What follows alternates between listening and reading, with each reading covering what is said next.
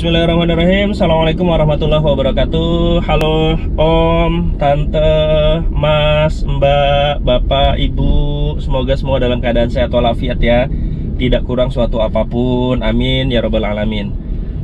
Bapak dan Ibu sekalian, Om dan Tante, tadi malam dapat berita yang menurut saya wow gitu ya. Beritanya tentang seorang bapak, namanya Bapak Wiono. Kalau dari namanya sih kita bisa pastiin gitu ya. 90% kayaknya bapak ini orang Jawa. Kenapa orang Jawa? Namanya adalah Wiono, banyak O-nya. Orang Jawa itu namanya banyak O-nya, teman-teman. Beliau tinggal di Pekanbaru, ya kan? Riau, Pekanbaru. Dan beliau adalah salah satu orang yang pertama memakai wuling di sana gitu. Ya. Dan luar biasanya adalah dia itu pakai wuling sudah mencapai kilometernya 250.000 kilometer. Wow, gila ya.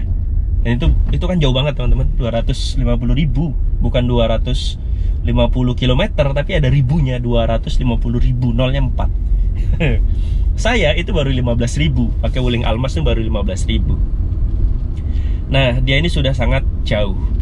Dan karena sangat jauh ini, dia bilang, ya kan dia diwawancarai gitu sama Kumparan. Saya lihat bacanya di Kumparan gitu ya. Di Kumparan itu diceritakan bahwa kenapa dia bisa sangat jauh sekali jarak tempuhnya, yaitu dia adalah supir travel ya, dan dia menggunakan wuling Convero-nya itu untuk narik gitu ya, travel. Setiap hari katanya perjalanan dia itu adalah 500 km setiap hari ya, 500 km. Itu jauh banget gitu. Saya kemarin bawa wuling Almas ke Bengkulu itu 1000 km dari Bogor ke Bengkulu. 1000. Jadi 500 km itu ya setengah gitu, setengah perjalanan saya kemarin. Nah, karena memang sangat jauh itulah makanya dia dalam 2 tahun bisa 250.000 km. Gitu. Saya sih kadang-kadang mikir gitu ya, berani banget dia gitu. Berani banget dia ngambil wuling yang merek Tiongkok gitu ya. Apalagi itu dia orangnya di Pekanbaru gitu ya. Ya mungkin pasti udah ada dealernya dong kalau dia ngambilnya di sana gitu ya. Tapi kan itu merek baru gitu. Apa dia nggak mikir nanti spare partnya gimana gitu kan? Apakah dia nggak mikir nanti biaya servisnya bagaimana, mudah atau tidak spare part gitu ya? Servisnya apakah gampang bengkelnya atau gimana gitu kan? Apakah nggak mikir gitu ya? Tapi ya itu, mungkin dia beli itu ya karena untuk narik tadi ya. Karena dipakai untuk narik. Kemudian ketika wuling ini kan ketika mengeluarkan mobil, misalkan ngeluarin mobil Convero atau Cortez, itu kan memang harganya kurang ajar gitu. Harganya tuh ya kurang ajar lah gitu ya. Fiturnya banyak kok harganya murah gitulah bahasanya. Murah dalam versi harga mobil ya, tetap ratusan juta. Cuma dibandingkan dengan mobil yang lain, dengan fitur-fitur yang ada, ya itu murah gitu loh. Nah, wuling itu mungkin dulu Pak Wiono gitu ngelihat bahwa oh ada mobil baru nih wuling gitu kan, ada dealernya di daerah dia dan kok harganya murah ya. Nah, mungkin karena seperti itulah yang ada di kepalanya, akhirnya nggak ada salahnya kan kita datang dulu deh gitu. Mungkin gitu Pak Wiono itu ya.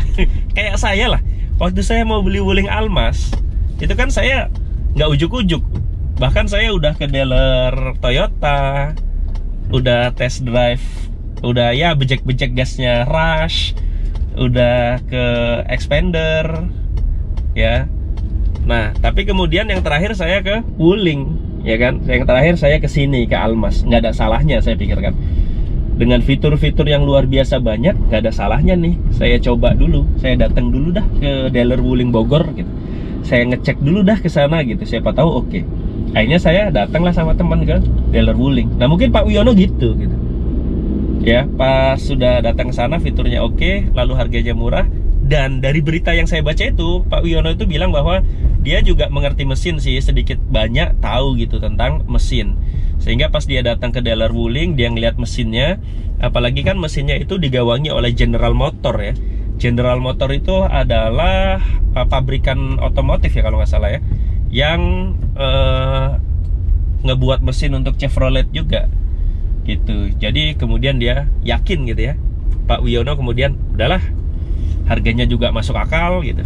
kabinnya luas, dia pakai juga untuk narik kan. Kalau kita mau pakai mobil untuk usaha, itu kan yang penting yang pertama harganya murah, yang kedua bensinnya hemat, ya kan?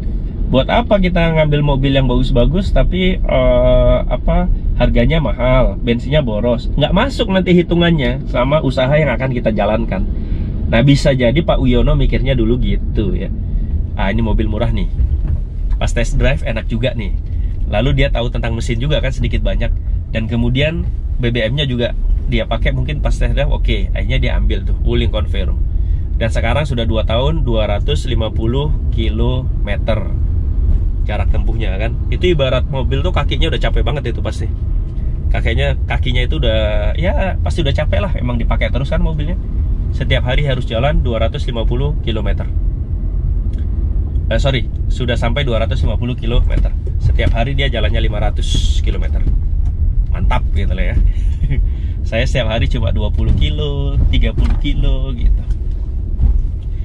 Nah, dari berita ini saya kemudian, oh ini bisa jadi jawaban gitu ya. Selama ini kan belum ada yang sejauh itu ya.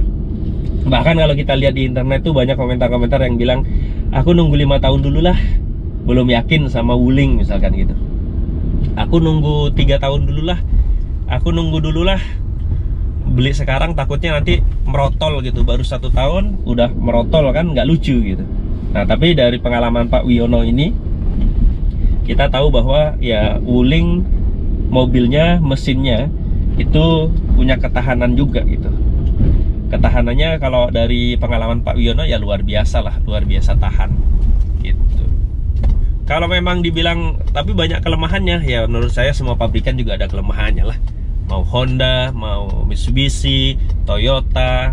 Kalau kekurangan atau kelemahan sebuah kendaraan itu pasti ada lah. Tidak ada produk yang benar-benar sempurna 100%. Ada produk yang begini tapi ada kelemahannya begitu gitu. Ya wajar-wajar saja. Selama kelemahan itu masih minor dan tidak mengganggu performa kinerja mesin, menurut saya nggak masalah. Ya kan? Nah, itu seperti itu teman-teman.